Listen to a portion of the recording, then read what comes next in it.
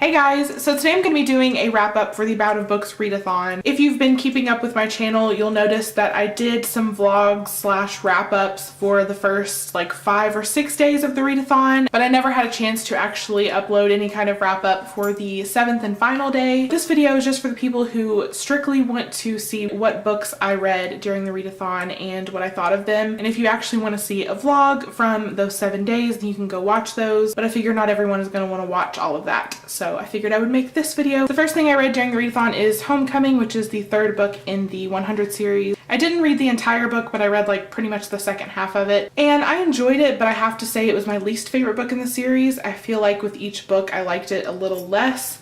I thought it wrapped up the series well, but yeah, it was just kind of okay. I think I gave it a 3.5 stars on Goodreads. Then I read Complicit by Stephanie Quinn, and this is kind of like a psychological thriller. Our main character is a guy named Jamie, whose sister is known as Crazy Kate. She ends up burning down a barn, so she gets sent to juvie. But the story really picks up when Kate is getting out of juvie, and she's kind of coming back for her brother. Overall, I did enjoy this, and I like sped through it because I was wanting to know the ending. I did kind of see the ending coming though, but I don't know if everyone will. Like the last 10 or so pages, I didn't really like how things were wrapped up and how they were just kind of things were left open. After I first read this, I was just like mind blown. Oh my god, so good. But now that I've had time to think about it and process it a little bit, it was good. It was definitely well written, but it's not one of my favorite books. I ended up giving it a 4.5 stars on Goodreads, but I think I would just give it a 4. I would recommend it just kind of for the shock factor and the craziness of wanting to know what's going to happen. But it's not one of my favorite psychological thrillers. I really like this genre, and I can't say this is like a top-notch one. Then I read the 6th volume of Fables, which I really enjoyed. However, ever since, I think like the 4th volume I loved so much, but ever since then, it just seems like it hasn't been the same. It's not that I don't like the volumes that I've been reading, but they don't seem to be quite as good, and I can't really put my finger on what it is. The art style's changed a little bit, which I don't like the new art style, and maybe that is contributing. But it also seems like there's something different about the writing a little bit. So I don't know, I'm gonna have to continue reading the series to see if I still feel that way. With this one, I gave it 4 stars. It was still really good. I still really enjoy this world and the characters and all that. So I'm definitely going to continue reading. Then I read Very Good Lives by J.K. Rowling, which is a speech that she gave. It was very good, very inspiring. I mean, obviously it was very short, so I don't really have a whole lot to say about it. I think it's definitely inspiring to either read or listen to, but I liked it a lot and I gave it a 4 stars. Next, I read When You Reach Me by Rebecca Steed, and this is a middle grade novel. It's very short. I got through it so quickly. This one's really hard to explain, especially without giving spoilers away. All I'm going to say about this is it is kind of a mystery. It's about this girl. She starts getting these like mysterious notes, and it's this person telling her that he's writing to her so that she can help him save one of her friends' lives, as well as the person who's writing to her, their life as well. Did that make any sense? And so it's just about her trying to figure out who is writing these letters to her and what they're talking about.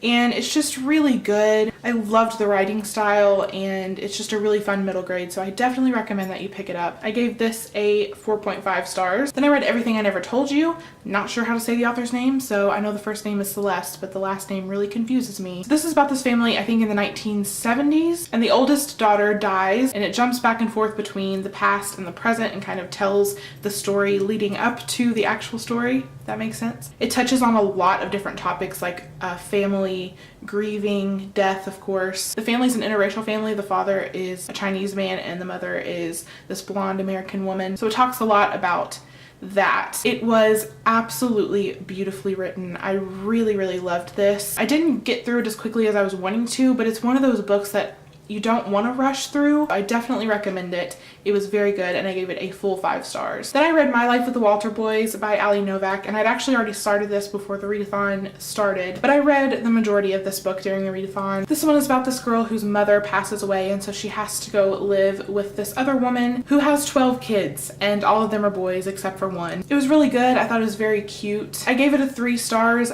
I liked it, but I didn't love it. I mean, I would still recommend it because I think there's a lot of people out there who would very much enjoy it. If you like YA contemporary romance, then I think this would be a good one to pick up at some point. Then I read Me and Earl and the Dying Girl by Jesse Andrews. It's about this guy who has this friend named Earl that he makes films with, and then it's also about this girl Rachel who is dying of leukemia. Our main character has not been friends with her for a very long time, but his mom kind of forces him to befriend her again. I ended up giving this a 2 stars. I enjoyed it and I read it really quickly, but there was a lot of things that I just didn't like. The humor was a bit much for me sometimes, as was the main character, and I just had no connection with them or the story. Overall, I didn't feel like it was really for me. However, I'm still really excited to see the movie because I think this can be portrayed better through film. We'll see how it goes. But yeah, this was just a 2 stars for me. I just felt like it's way overhyped. The last thing that I read is this big, huge graphic novel on day 7, and that is Lighter Than My Shadow by Katie Green. It's her true story about her dealing with eating disorders. In the first half of the book, she really deals with anorexia,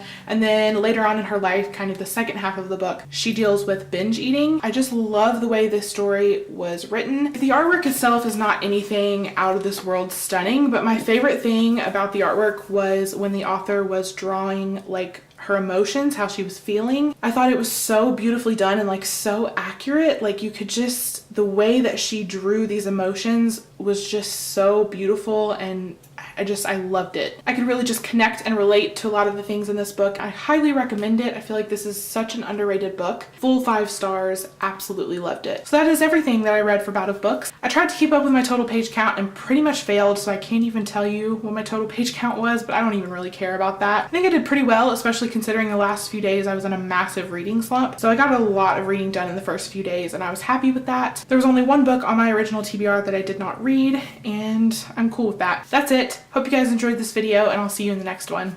Bye.